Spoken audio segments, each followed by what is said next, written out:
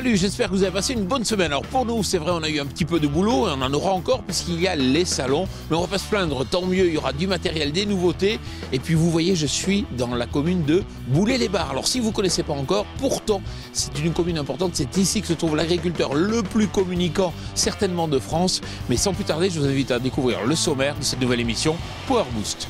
Comptez pas sur moi pour vous dire chez quel agriculteur on est allé cette semaine. Même sur la torture, je dirais rien. Enfin, sur la torture, on peut au moins en discuter. Ce que je peux vous dire, c'est qu'on le croise pas mal sur les réseaux sociaux. Il y a des chances que vous le connaissiez déjà. Et qu'avec lui, on a aussi bien parlé du CIMA que de John Deere et de théâtre. C'est dire si ce mec est étonnant. Par contre, ce que je peux vous dire, c'est qu'on a rencontré un universitaire brésilien et qu'on a débattu avec lui sur le semi-direct. Et on passera une petite minute robotique en compagnie du robot Anatis du groupe Carré. Bon, je vois bien que vous prenez toujours la tête pour savoir qui est cet agriculteur mystère que vient voir Jean-Paul. Et ça tombe bien parce que mon sommaire touche à sa fin et qu'on va pouvoir lever le voile après une bonne dose de news. Patientez bien. Le chiffre d'affaires du groupe AGCO au 4e trimestre de 2014 est en retrait d'un peu plus de 13% à hauteur de 2,5 milliards de dollars. Sur l'ensemble de l'année 2014, les ventes du groupe ont généré 9,7 milliards de dollars de chiffre d'affaires, soit une diminution de 9,9% en comparaison de 2013. Précisons qu'à taux de change et périmètre constant, l'évolution est moins marquée avec une baisse des ventes de 7,5% entre 2013 et 2014.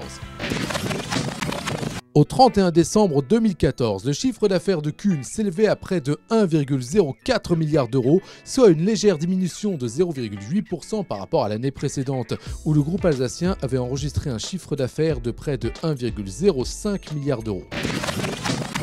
Le groupe français Manitou a réalisé une bonne année 2014 car à taux de change et périmètre constant, l'évolution du chiffre d'affaires est positive avec une hausse de 7% à 1,25 milliard d'euros. Le groupe se montre confiant pour 2015 malgré un ralentissement de la croissance avec une anticipation d'une progression du chiffre d'affaires à 3% hors effet de variation.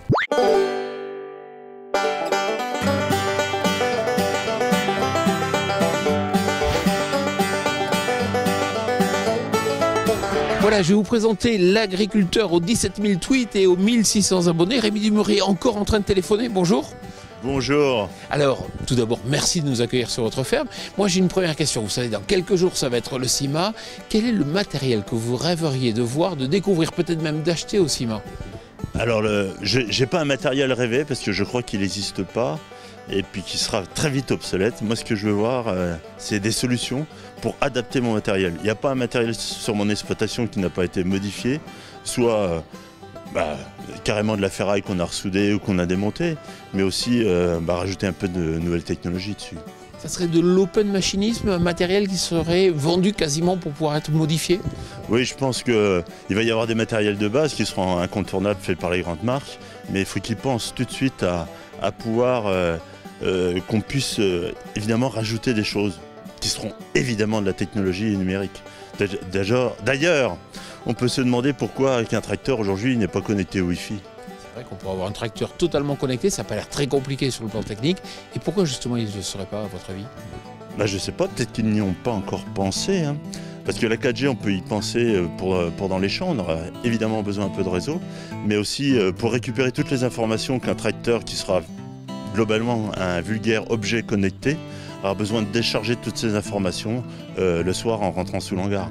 Alors moi je vous connais bien aussi au travers de Twitter, c'est vrai que vous avez beaucoup de lecteurs. Est-ce qu'il y a certains matériels, certaines médailles qui ont retenu votre attention? Oui, je suis assez curieux de voir ce que peut donner un pare-brise avec les informations qui s'affichent sur ce pare-brise, avec un beau soleil comme ça en face, voir si on peut vraiment voir quelque chose. Si ça tient la route. Alors on va continuer à se voir donc et à visiter votre exploitation, puis aussi parler de certains problèmes que vous rencontrez. Mais sans plus tarder, on va faire un plongeon dans le futur. On va aller voir un robot, vous allez voir, ce robot, c'est déjà du présent. Il va être lancé et dévoilé dans le cadre du CIMA. Il est assez étonnant ce robot Anatis proposé par le groupe Carré. Sa mission, biner de façon autonome, par exemple des salades. Mais avec ses caméras, il est aussi capable de noter la présence de taches de mauvaises herbes et d'établir des cartographies pour pouvoir ensuite appliquer les herbicides uniquement lorsque cela est nécessaire.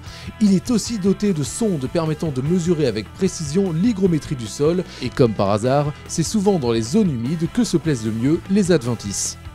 Alors Rémi, on se retrouve dans votre tracteur, c'est un 6520, enfin c'est un de vos tracteurs. c'est un John Deere. C'est parce qu'on est tout près d'Orme ici, c'est pour ça?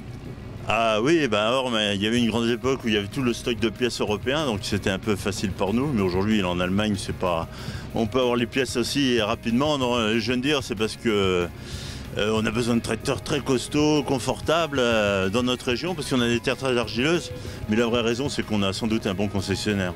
Il tourne combien d'heures par an ce tracteur? Est-ce qu'il n'y a pas du suréquipement là? Ah si, moi je suis très suréquipé. J'achète essentiellement des tracteurs d'occasion qui me permettent d'avoir de la polyvalence par rapport aux travaux que je veux faire et puis surtout de la rapidité, de la souplesse en fonction des travaux qu'on veut faire. Alors quand je regarde un peu les terres, vous avez des terres assez fortes, assez argileuses? Oui, on labourait ici à l'eau, c'est-à-dire qu'on avait des réserves d'eau devant les tracteurs et ça se fait toujours d'ailleurs. Hein. Et avec de l'eau qui est sur les versoirs pour éviter que l'argile colle. Bon, maintenant on essaye évidemment d'utiliser beaucoup plus des techniques culturales simplifiées qui nous permettent de gagner évidemment du temps et d'avoir des meilleures structures de sol aussi, je crois, et ça marche très bien dans nos types de sol. Alors en parlant justement de semi-direct, est-ce qu'aujourd'hui vous imaginez de pouvoir généraliser le semi-direct? En fonction des rotations, hein, parce qu'on a quand même beaucoup de cultures un peu spécialisées, comme il y a de la pomme de terre, de la betterave, des oignons, des porte-graines, donc il y a besoin aussi des préparations de sol qui sont un peu différentes. Par contre, évidemment, sur les céréales ou même sur du maïs, on peut envisager et trouver les bonnes solutions qui sont adaptées à notre sol. Hein, parce que ces techniques-là, évidemment, vont être très pointues en fonction des espèces, de la période météo et puis de l'humidité du sol. Vont être très pointus à trouver la bonne adaptation, le bon matériel et la bonne technique. Alors Rémi, cette semaine on a rencontré le spécialiste brésilien donc du semi-direct mais surtout du semi-sous couvert tel que c'est pratiqué là-bas au Brésil. Vous allez voir, on retrouve notre brique interview. Ricardo Ralich, bonjour. Bonjour. Alors, vous êtes universitaire, vous venez tout droit du Brésil, et je vous en remercie d'ailleurs. Alors, on va parler avec vous du travail du sol. Effectivement, vous travaillez la question de l'impact du travail du sol sur le sol et l'environnement. Vous échangez ici avec l'APAD, l'association de promotion donc, de l'agriculture durable. La première question, est-ce qu'au Brésil, aujourd'hui, on est essentiellement en semi-direct ou on est en labour? Non, essentiellement en semi-direct. Au Brésil, c'est les champions du monde en semi-direct et je pense que 50% de toute la région de production de céréales au Brésil, ça fait sous semi-direct. Et par exemple, les États du sud du Brésil, c'est plus que ça. C'est 90-95% en semi-direct. Quand on parle de semi-direct ou de semi-direct sous couvert? Non, au Brésil, quand nous dit-on les semi-directs, c'est-à-dire c'est que vous dit-on ici l'agriculture de conservation, que c'est pas labourer le sol, pas de travail du sol, couverture permanente et rotation de culture. C'est obligatoire, les trois. Quand vous regardez un peu les pratiques en France en matière de préparation des parcelles, de travail du sol, qu'est-ce qui vous étonne le plus? Donc c'est quelque chose de très curieux de savoir pourquoi que les gens sont en train de labourer le sol encore en France. C'est quelque chose de bizarre et difficile de comprendre pour nous. Et donc j'espère avoir la possibilité d'échanger les informations pour comprendre un peu plus mieux ça, pour proposer quelques possibilités d'échange entre nous pour réduire ça. Il faut absolument réduire le travail du sol, les préparations du sol.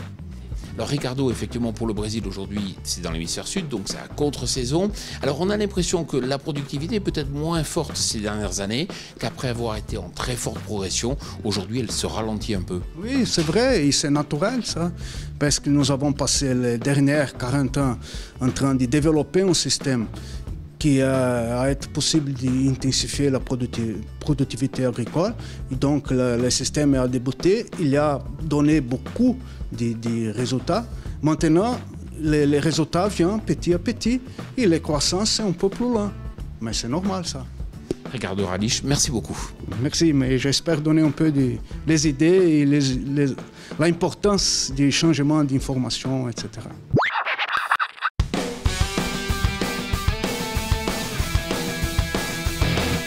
À l'occasion du CIMA, John Deere dévoilera une version de pulvérisateur entraîné hydrauliquement. Au premier coup d'œil, il ressemble au R900i, mais on remarque l'absence d'un entraînement mécanique remplacé par l'hydraulique. Rémi, juste pour finir cette émission, quand je regarde un peu, c'est vrai qu'on a d'un côté le CIMA à Villepinte, le SIA à la Porte de Versailles. On sépare les deux types d'agriculture.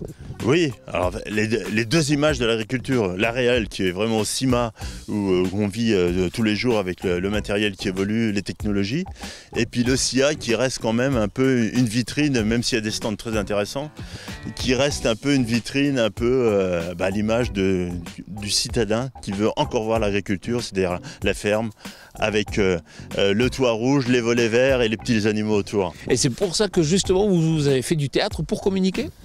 Oui, alors le théâtre c'est quelque chose de très ouvert sur un autre monde, parce qu'on peut faire des fermes ouvertes et là on n'a que les gens qui sont passionnés par l'agriculture ou qui sont intéressés par l'agriculture.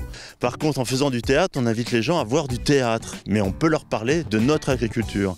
Et là, on a un public complètement différent et qui découvre plein de choses. Pour avoir une idée concrète, vous faites quoi ? Des spectacles régulièrement ? Où ? Alors on a fait des mimes. À 4 agriculteurs, on a fait les 7 péchés clichés capitaux à chaque fois. C'est les clichés capitaux de l'agriculture. On a parlé de pesticides, d'OGM, de nitrates, d'irrigation. Mais les gens étaient ravis parce qu'on leur a montré qu'on était conscient de ce qu'on faisait. Et puis après, il y avait toute une saga qui a été faite à partir de lettres. On a demandé aux gens d'écrire des lettres sur notre pays. On a eu 436 lettres de retour où la personne devait écrire sur un élément du paysage ou un élément du paysage devait écrire à la personne. Et avec toute cette matière-là, on a fait 40 projets artistiques, de la musique, du théâtre, de la peinture, de la sculpture, qu'on a présenté la 3e année dans 4 villages sur notre territoire, où on a fait des grandes fertilités, des grandes fêtes, voilà. Et ça aussi, c'est de la culture, c'est une autre forme de culture que celle, par exemple, de Colza où on est, mais c'est important aussi. Rémi Dumery. D'où le cultivateur bosseron, il a 2 cultures. Moi, les cultures dans ses champs, mais aussi la culture dans la tête. Rémi Dumery, merci beaucoup de nous avoir accueillis ici, donc sur votre exploitation.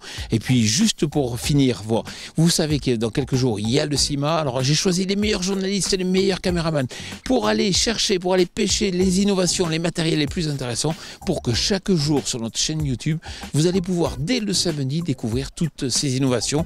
N'oubliez pas bien sûr de vous abonner. Je vous souhaite une excellente semaine.